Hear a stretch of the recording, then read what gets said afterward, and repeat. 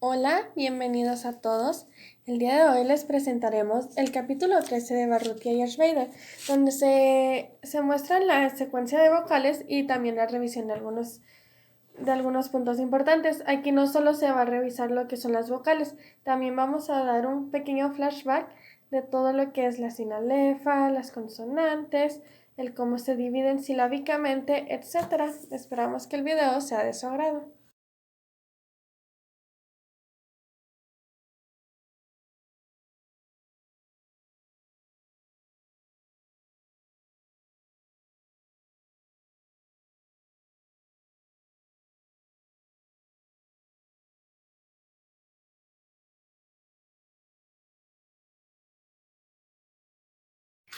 La diptongación entre palabras es la conversión de dos vocales contiguas en un diptongo creciente. Esto puede darse cuando la palabra empieza con una vocal átona y entra en contacto con e, a o u al final. Ahora les hablaré un poco sobre la formación de triptongos. Este es el contacto de vocales entre las palabras que produce un mayor número de triptongos en el español. Bueno, a mí me tocó hablar de lo que son la reducción de vocales y voy a empezar con las vocales idénticas entre palabras. Estas las encontramos cuando vemos que hay dos vocales idénticas y estas entran en contacto entre dos palabras. Esto suele ser opcional, pero es muy común que nosotros reduzcamos estas dos vocales a una sola y se genera una sola sílaba. Esto se debe a que como está compuesta originalmente por dos vocales, nuestro instinto al momento de hablar rápido hace que nosotros suprimamos una de las vocales y creemos una nueva sílaba, pero esta sílaba es mucho más larga que cuando solo hay una vocal.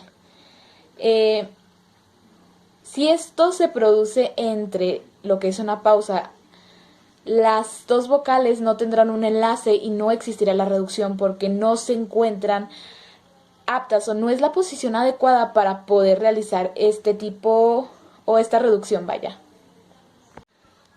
Bueno, existen otros tipos de reducción. Ahora hablamos de cuando hay dos vocales idénticas al interior de una palabra.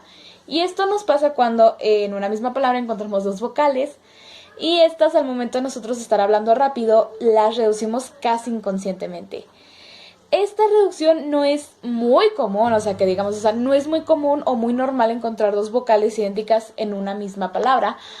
Pero un ejemplo que podemos decir o que podemos encontrar es la palabra alcohol, ya que nosotros solemos mencionar la palabra alcohol con una O más alargada que con una O simple, que es como se debería estar pronunciando. El otro tipo de reducción que hay es cuando nosotros eliminamos o reducimos las vocales A o E. Otro tipo de reducción que nosotros tendemos a usar es la reducción de las vocales A o E. Esto pasa cuando nosotros estamos hablando o hacemos el habla rápida, que inconscientemente reducimos e incluso podemos eliminar estas vocales. Esta tendencia entra en contacto en una sílaba que cuando nosotros estamos hablando es tan fuerte las combinaciones que nosotros hacemos que esa sílaba inmediatamente se convierte en un diptongo. Pero en otros casos hacemos la reducción del diptongo cuando cambiamos el acento tónico, este siendo un proceso de diptongación natural, aunque no es aceptable cuando nosotros estamos hablando de una forma formal o cuando nos estamos esforzando por hablar de una forma un poco más propia y no usar tanto lo que es el uso de regionalismos. Ahora que hemos visto todo lo anterior, vamos a hacer una recapitulación, empezando con la división de sílabas. Estas se dan en números pares de consonantes y se dividen en dos mitades, en números impares de consonantes. Entre vocales, siempre van a haber más consonantes después que antes de la frontera silábica y se aplica tanto a la palabra en sí como a un grupo de palabras. Un ejemplo de estos que sería vocal, sílaba vocal, sería a, ma, anita. Ahora que se les ha explicado mejor eso, les hablaré un poco de las vocales. Y estas representan más o menos un 40% del total de frecuencia de los sonidos. Las sílabas que tienen la estructura sílaba vocal, es decir, sílabas como mi, ti, a o de, se llaman sílabas abiertas, y las que terminan en consonantes, ek, tan, van, han, al, se llaman sílabas cerradas. La sílaba de máxima fuerza o énfasis en las palabras se llama sílaba tónica, y las palabras se suelen clasificar según la posición de esta sílaba tónica en las palabras agudas, las graves o esdrújulas.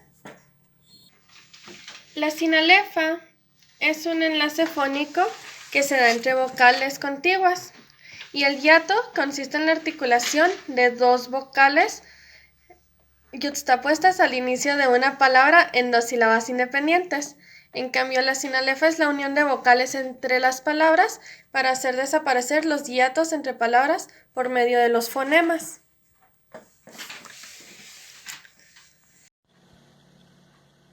Bueno, ya Jimena les explicó lo que es una sinalefa. A mí me toca explicarles lo que es la sinéresis. La sinéresis es el enlace encargado de unir vocales que en la mayoría de los casos se encuentran en dos sílabas diferentes, pero dentro de la misma palabra. Barrutia y Spreegler también hacen una pequeña mención a la sonorización de las consonantes sordas seguidas de una consonante sonora. El ejemplo que ellos ponen es la palabra mismo, que al momento nosotros escucharla podemos darnos cuenta que la z no es una z sonora, es una sonorizada z sorda, y a continuación de esta está la m, que es sonora. Aquí también hacen un poco de hincapié o hacen una mención a lo que es la abundancia de los sonidos fricativos más suaves y breves que los oclusivos, ya que esta es una característica que denota al inmediato el habla española, y que cuando una persona no reproduce estos caracteres fricativos en los fonemas, es uno de los puntos principales que nos indican que esta persona no habla nativamente o no tiene el español como lengua materna, sino como una lengua segunda. Muy particular el caso de las personas que hablan lo que es... Otra cosa que mencionan mucho Barrutia y Spreegler son lo que es el famoso grupo fónico, que es un conjunto de sonidos articulados que se caracterizan por dos rasgos, lo que es la significación del sonido y la necesidad de nosotros estar inhalando aire mientras articulamos estas palabras. Es la unidad fonética más importante que se encuentra y nunca o no es siempre corresponde a lo que nosotros estamos escribiendo, pensando. El golpe glótico, por otro lado, es la alteración del valor fónico de los sonidos en una articulación. Esto es más específico, eso se puede denotar más cuando, como volvemos al ejemplo anterior, un extranjero está tratando de hablar un idioma que no es su lengua materna. En este caso, las personas que hablan inglés no, tienen o tienden a alterar ciertos sonidos para poder expresar lo que piensan, pero al momento de alterar estos sonidos hace que el golpe glótico sea un poco más alcanzable al momento de nosotros estar escuchando, ya que por lo general, y es el ejemplo más grande que podemos encontrar, es cuando una persona que habla inglés acentúa mucho una vocal débil.